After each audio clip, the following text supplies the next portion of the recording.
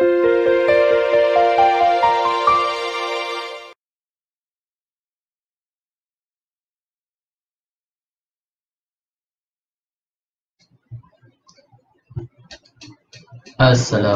warahmatullahi wabarakatuh. Salam sejahtera kepada para audiens, murid-murid dan juga guru-guru yang menonton playlist Cekal BMX6. Saya Kabuki Teacher. Pada malam ini kita akan melaksanakan rakaman video untuk sesi refleksi bagi unit ke-21. Baik, untuk unit ke-21 ni terdapat beberapa aktiviti yang kita laksanakan berasaskan pendekatan tugasan yang diberi secara harian, di mana setiap hari mereka akan diberikan satu tugasan dan mereka perlu melengkapkan keseluruhan tugasan tersebut dalam jangka masa 1 minggu. Maksudnya di sini hari pertama kita bagi, hari kedua kita bagi, hari ketiga pun kita bagi, hari keempat dan seterusnya. Kebiasaannya saya akan sediakan 3 hingga 4 aktiviti saja dan mereka akan melaksanakan tugasan tersebut dalam jangka 1 minggu. Maksudnya hari Ahad ataupun hari Sabtu mereka kena lengkapkan semua sekali. Lepas tu baru tugasan itu dianggap selesai, dan ada juga rekod yang menunjukkan progres murid tersebut yang saya paparkan dalam jangka masa 2 hari. Saya akan paparkan apakah progres anak murid saya berdasarkan tugasan yang diberikan. Tanpa buang masa, kita nak menonton, kita hendak melihat slide bagi sesi refleksi ini. Baik, para audiens sekalian, ini adalah muka depan slide bagi PDPC Cekal BMX6 unit ke-21 bagi sesi refleksi. Kita imbas dahulu objektif pembelajaran murid-murid. Baik, kita lihat di sini pada 4 hari yang mereka diperuntukkan untuk melaksanakan tugasan, untuk menyelesaikan tugasan. Baik, kita lihat ada 4 aktiviti yang berasaskan kepada 4 objektif dan juga standard pembelajaran. Baik, kita lihat yang pertama, murid dapat menceritakan maklumat yang terdapat dalam petikan yang dibaca. Itu merangkumi kepada SP 4.42. Seterusnya murid menjawab soalan pemahaman berdasarkan petikan yang merangkumi SP 3.33 dan seterusnya mereka akan membincangkan rangka ulasan dalam petikan. Itu merangkumi SP 3.34 dan juga untuk aktiviti yang terempat menggunakan SP yang sama. Mereka dikehendaki untuk menulis ulasan lengkap berdasarkan rangka ulasan yang dibincangkan. 4 hari yang diperuntukkan. Walau bagaimanapun, untuk makluman tuan-tuan dan puan-puan sekalian, aktiviti ini ada berlaku modifikasi. Kita ada laksanakan sedikit modifikasi supaya ia lebih mudah untuk mereka laksanakan tugasan tersebut.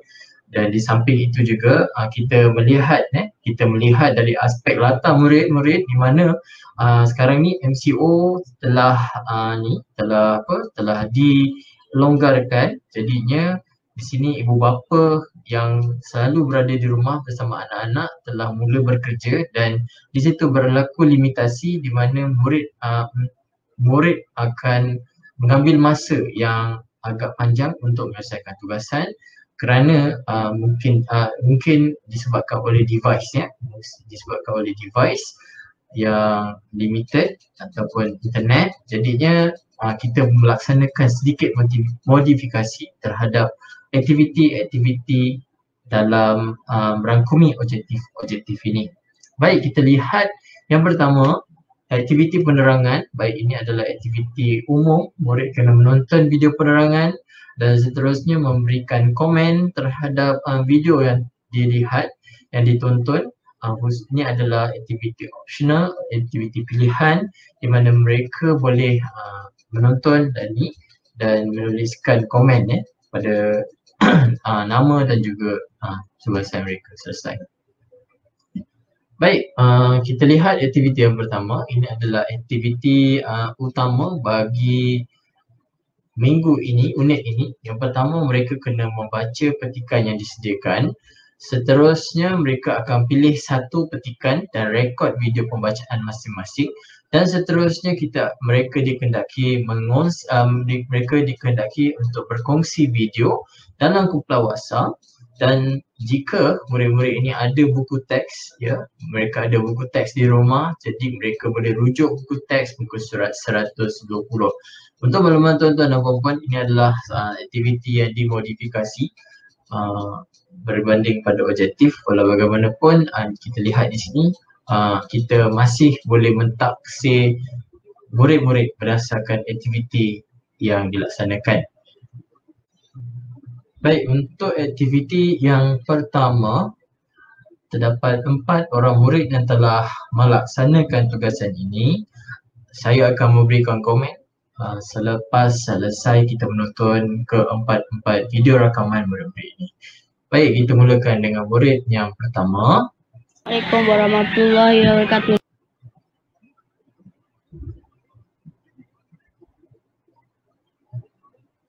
Nama saya Alhamdulillah bin Syahli. Saya ingin bertekan tentang meraihkan tetamu. Setelah membaca pesan itu, Izuni terdiam untuk seketika.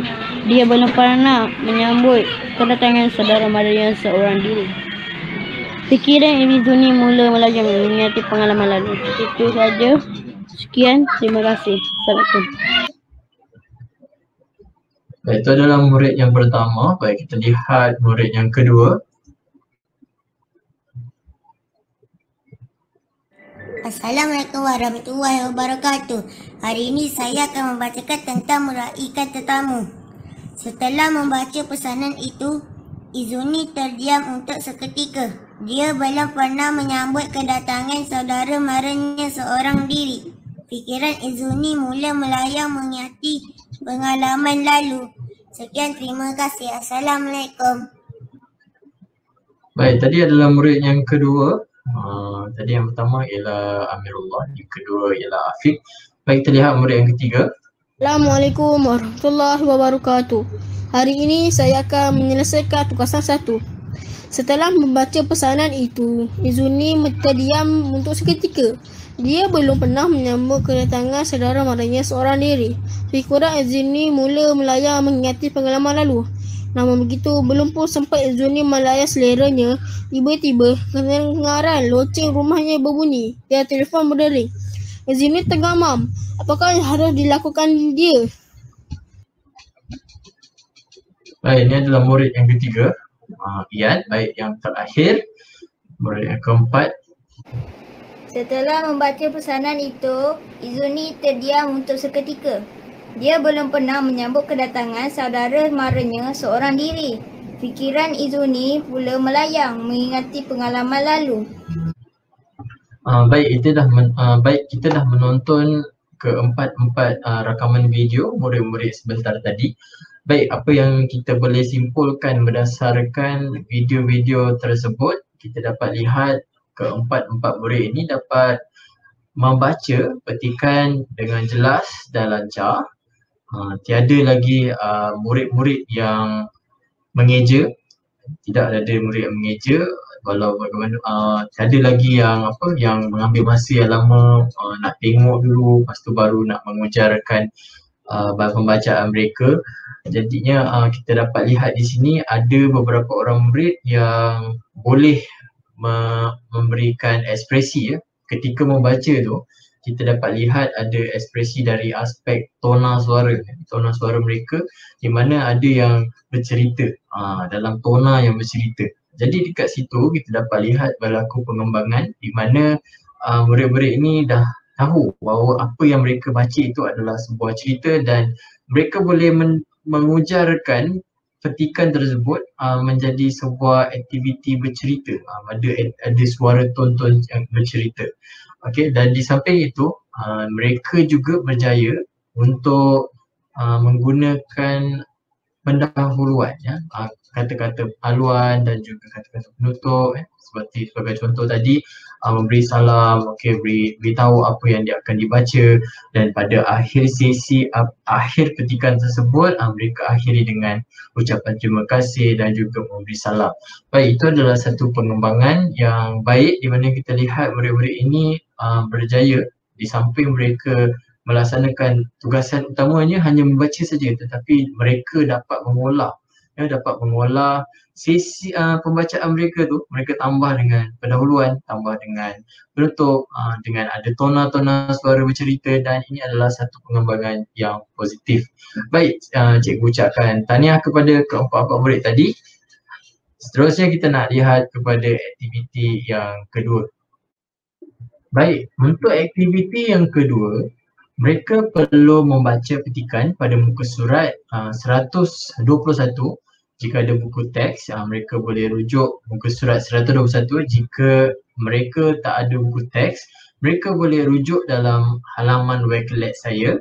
Di situ saya sediakan satu halaman pembelajaran di mana ada bahan-bahan pelajaran dan mereka perlu laksanakan di situ. Baik, setelah mereka membaca petikan tersebut, mereka dikehendaki untuk menjawab soalan pemahaman dalam kuisis. Ini adalah satu modifikasi baru yang kita tambah baik. Sebelum ini kita akan gunakan Google Form. Walau bagaimanapun kita keluar sikit, kita menggunakan kuisis. Diharap dengan adanya feature-feature seperti bunyi, lepas tu ada marking, dan kuisis merupakan salah satu teknologi berasaskan pembelajaran berasaskan permainan, ya, teknologi game based learning kuisis ini. Jadi kita nak lihat respon-respon murid dan saya juga akan paparkan kepada rakan audience semua halaman Wakelet saya dan kita akan lihat soalan dalam kuisis tersebut. Baik, ini adalah halaman Wakelet saya yang saya ciptakan. Ini adalah yang dicipta oleh saya, Kabuki Teacher di sini. Cikal BMX 6 unit ke-21. Baik, di sini kita paparkan ada objektif pembelajaran, seterusnya set redaksi, sama macam kita laksanakan blended learning berasaskan blended block. Walau bagaimanapun untuk kali ini kita tak laksanakan blended learning secara blended block, kita tak laksanakan face to face campur dengan blended learning, tapi kita laksanakan secara synchronous.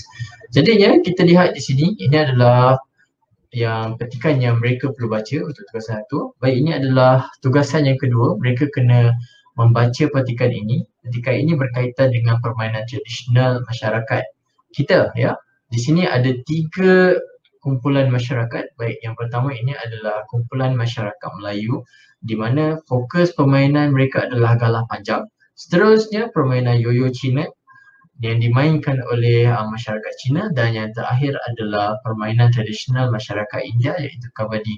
Soalan-soalan dijana daripada petikan ini dan kita nak lihat soalan tersebut. Ini kita lihat report dulu. Baik, kita lihat di sini yang telah menjawab tugasan ada 4 orang untuk sesi yang pertama. Yang ini kita lihat, ini maksudnya mereka tak menjawab ataupun berlaku masalah dari segi aspek internet connection. Mungkin mereka terputus, jadinya mereka tak dapat menyelesaikan tugasan ini. Baik, kita lihat ini report yang pertama. Ini adalah report untuk tugasan yang kedua. Untuk yang second round ni hanya seorang saja iaitu Syafril. Tahniah kerana dapat jawab soalan. Ada 2 orang saja yang jawab soalan dengan penuh iaitu Syafril dan juga Hafizi. Baik, kita lihat di sini apakah soalannya. Baik, yang pertama, soalan yang pertama adalah soalan jenis MCQ, aneka pilihan. Okey, 1 sampai 3 ni adalah aneka pilihan. 4 dan 5 adalah respon terbuka. Kita lihat yang pertama, galah panjang adalah permainan tradisional masyarakat. Baik, jika kita lihat di sini, ia adalah permainan masyarakat. Galah panjang adalah kata kunci dia dan kita lihat masyarakat Melayu. Jadinya jawapan yang tepat adalah Melayu. Baik, seterusnya kita lihat berapakah pemain dalam sepasukan dalam permainan galah panjang. Baik, masih dalam bahagian ini. Okey, kita lihat pasukan penyerang dan pasukan bertahan. setiap pasukan terdiri daripada sekurang-kurangnya 5 orang pemain. Maksudnya kat sini setiap kumpulan, setiap pasukan. Ya, kita ada 2 pasukan, pasukan penyerang dan juga pasukan bertahan. Jadinya ada 2 kumpulan. Setiap satu kumpulan itu, setiap satu pasukan ini mesti ada pemain sekurang-kurangnya 5 orang. Maksudnya paling rendah adalah 5 orang. Maksudnya kat sini kumpulan menyerang ada 5 orang, kumpulan bertahan ada 5 orang. Jadi kita lihat pada soalan ini, dia bertanya tentang sepasukan, satu pasukan. Maksudnya satu pasukan ini ada berapa orang. Oleh yang demikian, jawapan yang paling tepat untuk soalan ini adalah 5 orang. Baik, seterusnya kita lihat berikut adalah kenyataan yang benar daripada tentang permainan yoyo Cina ini. Permainan ini dari Cina. Baik, kita lihat adakah betul? Ya, ini adalah jawapannya. Permainan ini berasal dari Cina. Ya, daripada ayat yang kedua. Kita lihat di sini ayat yang kedua. Ini dia punya ayat dia. Ini ialah jawapan dia. Baik, kita lihat soalan yang keempat. Dalam permainan kabadi, bagaimanakah cara untuk menentukan pemenang? Kita lihat di sini. Soalan ini akan murid-murid yang menjawab dengan tepat dan lengkap akan menerima 2 markah. Baik, kita lihat bagaimanakah cara untuk menentukan pemenang. Baik, kita lihat di kat sini permainan kabadi. Okey, baik. Pada akhir perlawanan, pasukan yang mengumpul mata tertinggi akan dikira sebagai pemenang. Maksudnya di sini kita lihat ayat yang terakhir ini adalah jawapan yang paling tepat. Kerana kita lihat di sini soalannya bagaimana cara untuk menentukan pemenang, dan kata kuncinya adalah pemenang. Okey, kalau kita lihat di sini pemenang, ini adalah kata kunci. Jadi bagaimana nak menentukan adalah berdasarkan kepada kumpulan mata yang tertinggi. Seterusnya, soalan yang terakhir adalah pada pendapat kamu, bagaimana cara untuk memastikan permainan tradisional dimainkan pada era ini? Mengapa? Maksudnya kat sini, macam mana kita nak pastikan permainan tradisional ni terus dimainkan pada era milenial ini? Okay, pada tahun 2020 ni masih ada lagi individu yang memainkan permainan tradisional. Kenapa kita nak kita kena harus bermain permainan tradisional ini? Baik, kita lihat di sini pada pendapat saya. Baik, sini dah mula ayat yang lengkap. Cara untuk memastikan permainan tradisional dimainkan pada ini adalah kita harus main permainan tradisional setiap hari. Murid ini telah menyatakan langkah saja, walau bagaimanapun tidak menyatakan reason, tidak menyatakan sebab. Oleh yang demikian, markah murid ini telah gugur kepada 2 markah, ya. Sebab kenapa? Sebab tidak, jawapannya dah ada isi, cuma dia tidak menjawab soalan yang terakhir. Mengapa? Mengapa ini adalah jawab soalan. Jadinya murid ini kena jawab soalan ini. Baik, ini kita dah lihat murid ini dapat 2 markah. Kita cuba lihat murid yang lain yang mendapat 5 markah penuh. Baik, kita lihat di sini. Kita lihat pada Hani Hafizi. Baik, pada pendapat saya, cara untuk memastikan permainan tradisional bank pada era ini ialah membalik dan meletakkan tempat kanak-kanak yang boleh nampak. Baik, jawapan ini kurang sesuai dan juga kurang tepat, tak ada isi. Oleh yang demikian, murid ni kalau berdasarkan pada pengamatan saya, murid ni akan gugur kosong. Tapi walau bagaimanapun, ia merujuk kepada pemeriksa dan juga skema jawapan.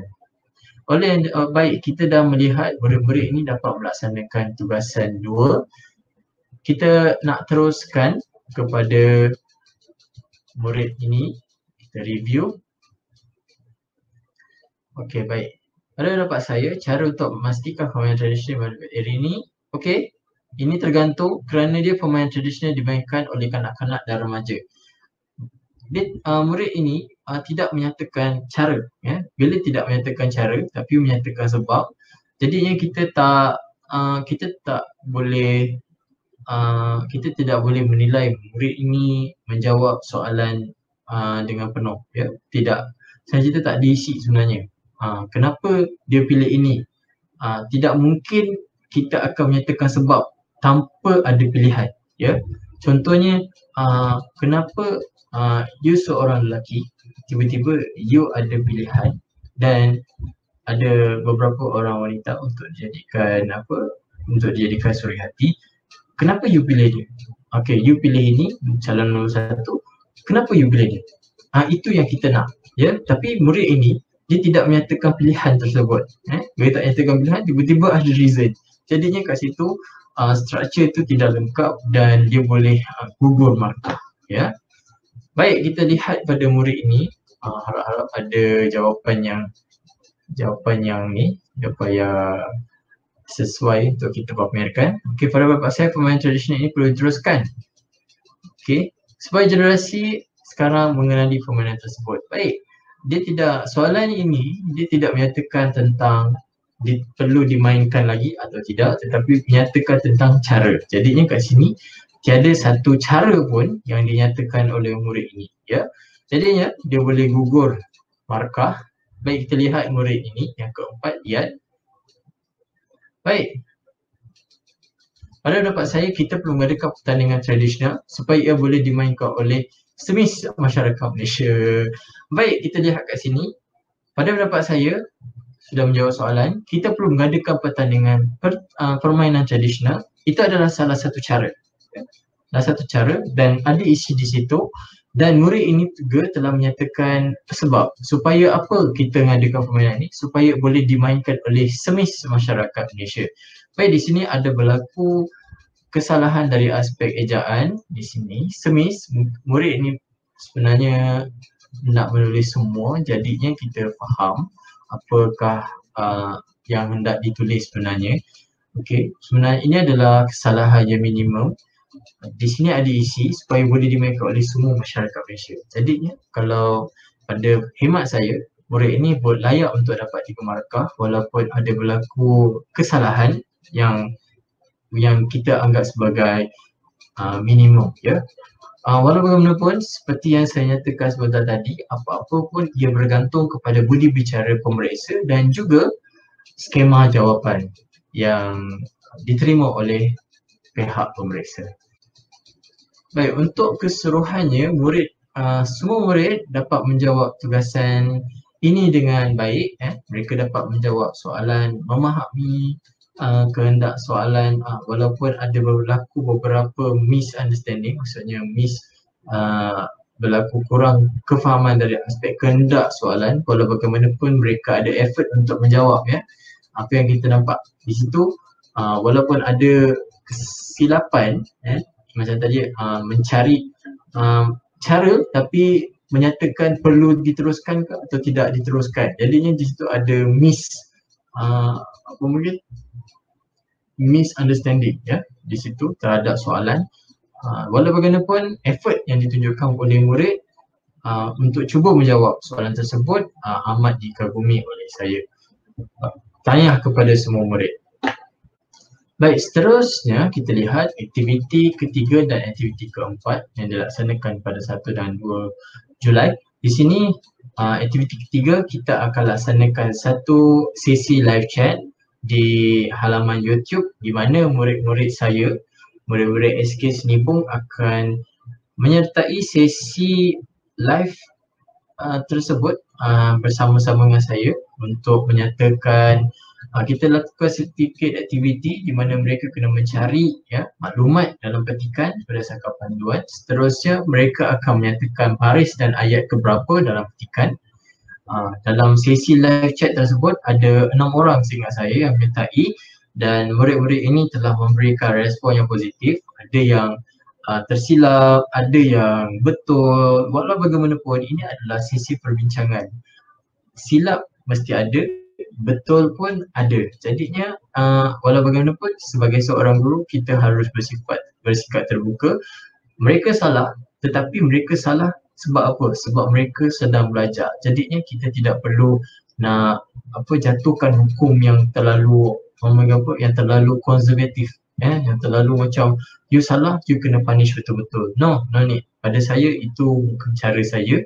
Mungkin bergantung pada rakan guru, macam mana rakan guru hendak menilai. Pada saya itu bukan satu kesalahan, tetapi itulah salah satu sesi pembelajaran. Kesilapan yang berlaku, mereka akan belajar dan kita dapat lihat di situ murid-murid ini dapat memberikan respon berdasarkan kepada isi penting. Ya, sebenarnya untuk aktiviti ketiga ni kita nak mereka kenal pasti isi penting dan keseluruhannya murid-murid ini dapat mengenal pasti isi penting dalam petikan tersebut. Seterusnya kita nak melihat murid akan menulis ulasan berdasarkan petikan yang dibaca. Untuk makluman semua, untuk aktiviti yang keempat ini kita laksanakan sedikit modifikasi di mana mereka tidak lagi menulis ulasan tetapi mereka hanya perlu memindahkan isi penting yang telah dibincangkan ke dalam bentuk perenggan. Kalau tak dalam bentuk perenggan pun ambil saja isi penting, pindahkan sahaja, ya.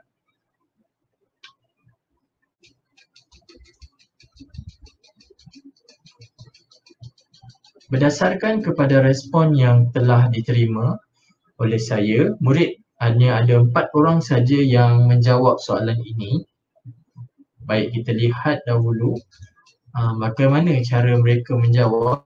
Okey, baik, kita dapat lihat di sini soalan tersebut. Kalau kita lihat ada beberapa, ada 5 atau 6 perenggan. Walau bagaimanapun kita dapat lihat di sini tidak banyak isi penting yang mereka tulis, ya, dalam ruangan jawapan ini. Ya, kalau kita lihat di sini tidak jauh tempat mereka ada separang kaya yang baik hati, rumah yang tidak, orang ramai tidak tahu hasil kamu, lalu kemudian niagaan kamu makin maju sampai hari ramai orang yang datang membeli barang. Baik, apa yang mereka ambil ni semua, ya, secara keseluruhannya hanya satu isi daripada perenggan. Apa yang saya harapkan sebenarnya daripada tugasan ini, mereka dapat memindahkan setiap perenggan tersebut isi penting, ya. Contohnya ada 5 perenggan, jadinya setiap perenggan itu ada isi penting yang telah kita bincangkan dalam sesi ketiga dan dari isi penting itu mereka kena pindahkan dalam bentuk perenggan. Maksudnya pindahkan saja isi penting tu ikut turutan. Perenggan 1 apa isi dia, perenggan 2 apa isi dia, perenggan ketiga apa isi penting dia, 4 dan seterusnya. Itu sahaja tugasan mereka, hanya memindahkan tugasan. Walau bagaimanapun kita dapat lihat kat sini nampaknya ia tidak mencapai objektif dan saya akan pastikan aktiviti ini akan dilaksanakan lagi supaya murid ini lebih memahami apakah kehendak dan apakah langkah, ya, untuk menyelesaikan tugasan ini. Walau bagaimanapun, pujian kepada mereka semua kerana mereka mempunyai effort, mempunyai ikhtiar untuk menyelesaikan tugasan ini. Tahniah kepada semua. Baik, seterusnya adalah aktiviti refleksi. Ini adalah salah satu refleksi daripada saya, macam mana kita akan melihat aktiviti ini adalah aktiviti refleksi ini untuk mereka semua mengimbas, ya, perasaan mereka, apakah masalah, ya, apakah tambah baik ataupun apakah respon mereka sepanjang mereka melaksanakan tugasan yang diberikan oleh saya. Murid-murid ini akan memberikan refleksi PDPC ini dan mereka akan hantar dalam bentuk penulisan. Mungkin mereka boleh tulis WhatsApp dan masuk dalam grup ataupun mereka boleh merakam video perasaan mereka apabila selesai mempelajari topik ini. Seterusnya itu dari aspek murid dan dari aspek saya akan memberi ulasan terhadap setiap hasil kerja murid, ya, sebab ini adalah salah satu evidence yang merujuk kepada aspek refleksi dan kita juga akan laksanakan aktiviti perbincangan. Video ini akan dimuat naik di halaman YouTube untuk dilihat oleh para audiens. Sedikit sebanyak ia memberikan sedikit idea kepada rakan guru untuk melaksanakan aktiviti berasaskan TEL. Baik, berdasarkan sesi aktiviti refleksi ini, saya menerima satu respon daripada seorang murid. Kita lihat respon tersebut. Baik, ini adalah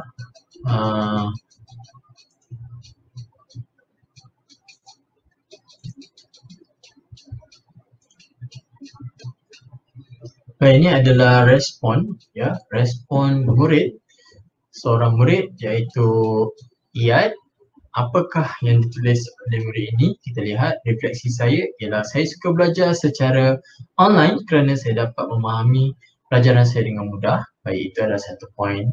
Seterusnya, saya juga seronok apabila belajar bersama guru dan rakan-rakan saya. Ya, sebab ini merujuk kepada aktiviti perbincangan di mana saya dan juga murid-murid, rakan-rakan murid ini bersama-sama di live chat kita berbincang. Baik, yang seterusnya sekiranya sekolah buka semula, saya sudah bersedia kerana saya belajar secara online di rumah semasa PKP. Maksudnya di sini mereka ni tidak bercuti 100%, ya. Saya percaya rakan guru juga melaksanakan aktiviti ini, tetapi secara siapa yang saya laksanakan satu sesi pembelajaran penuh, ya, pembelajaran penuh bermula dengan interaksi, lepas tu ada aktiviti-aktiviti tertentu yang dilaksanakan secara harian. Dan kita tidak bagi tugasan tu, kalau biasa kita bagi 5 hari, tapi kita cuba reduce buat 3 atau 4 saja, sebab kita tahu ada kekangan apabila mereka berada di rumah, mungkin mereka kena buat tugasan, ya. Okey, saya akan ulas kemudian. Baik, murid ini mengucapkan terima kasih kepada cikgu kerana melaksanakan pembelajaran di atas talian. Okey, sama-sama kepada Iyad kerana sudi memberikan refleksi terhadap sesi pembelajaran bagi unit ke-21. Baik, ini adalah senarai nama murid yang melaksanakan tugasan ini. Baik, saya ucapkan tahniah kepada murid ini, Afiq, seterusnya Hafizi, Iyad, Syafril, Amirullah dan juga Ana, sebab walaupun ada beberapa murid yang tak dapat lengkapkan kesemua tugasan tetapi menunjukkan effort untuk melengkapkan tugasan. Di sini kita lihat ada hampir 6 orang yang dapat melaksanakan tugasan, ya. Walaupun satu saja tak ada masalah, yang penting ada effort untuk laksanakan. Walau bagaimanapun 2 orang murid ini tidak berjaya untuk melaksanakan tugasan. Apa yang saya dapat respon, murid ini mempunyai kekangan dari aspek internet connection dan juga device, ya. Ada masalah dari segi device. Oleh yang demikian, tugasan ini akan diberikan dalam bentuk hard copy dan mereka perlu laksanakan tugasan ini secepat mungkin. Baik, tuan-tuan dan puan-puan sekalian, apakah refleksi yang saya boleh buat sepanjang sesi ini? Apa yang saya dapat lihat ialah murid-murid ini memerlukan satu suasana, environment pembelajaran yang lebih menarik, ya, lebih menarik dan lebih kontekstual yang melibatkan persekitaran mereka. Selain itu, kita juga perlu merangka aktiviti seperti yang saya nyatakan ketika sesi perkongsian Wakelet, ya, saya kongsikan pada hari itu dan saya masih ingat, masih jelas saya nyatakan bahawa penggunaan teknologi ini memudahkan. Walau bagaimanapun, ia memerlukan perancangan yang betul-betul ataupun perancangan yang teliti. Apabila kita ada perancangan yang teliti, maksudnya kita ada, senang cerita, RPH lah. RPH kita tu kita dah beritahu apa yang dia akan capai, apa teknologi yang mereka akan gunakan. So apabila kita dah ada kerangka yang jelas, baru kita buat sisi pembelajaran kita, baru kita buat dalam bentuk teknologi tersebut. Kita tak boleh sewenang-wenangnya guna kesemua teknologi yang kita pelajari ketika dalam sesi webinar, sebab bila kita menggunakan keseluruhan teknologi tersebut, kita kena tahu background anak murid kita. Adakah mereka mampu untuk melaksanakan tugasan tersebut jika kita guna teknologi tersebut? Sesuatu yang rakan guru semua, rakan audiens semua harus fikirkan, ya, sebab ada beberapa respon daripada ibu bapa, ya, yang agak yang saya rasa saya tak perlu kongsi pada rakan guru semua dan kita boleh refleksi sesi pembelajaran kita.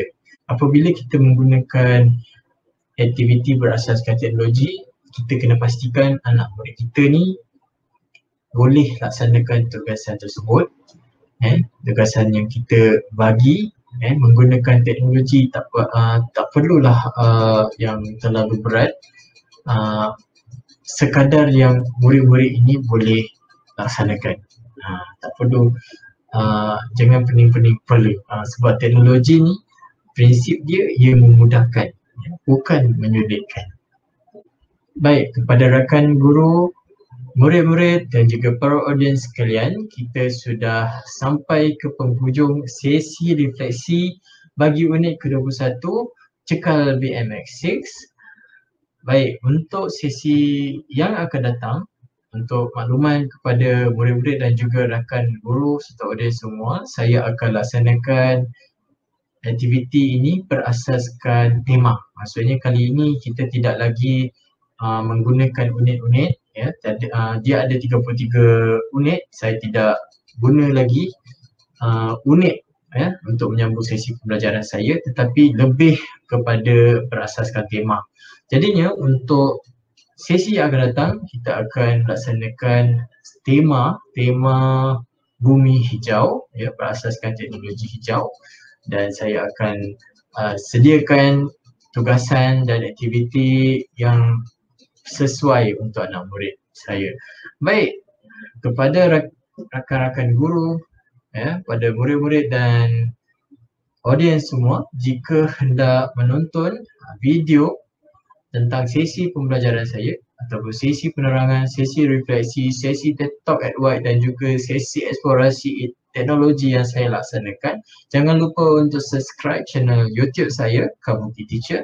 Dan jika rakan guru semua hendak mendapatkan maklumat yang lebih lanjut ataupun hendak mengetahui shout out aktiviti ataupun hendak menonton, hendak membaca blog saya, boleh menjadi friends di Facebook MNM Sabit. Di situ saya akan masukkan semua maklumat, semua aktiviti dan juga shout out tentang aktiviti pada masa akan datang. Baik, setakat itu saja perkongsian pada malam ini. Ini adalah playlist Cekal BMX 6. Jumpa lagi, saya Cikgu Sabit. Kita akan bertemu dalam video yang akan datang.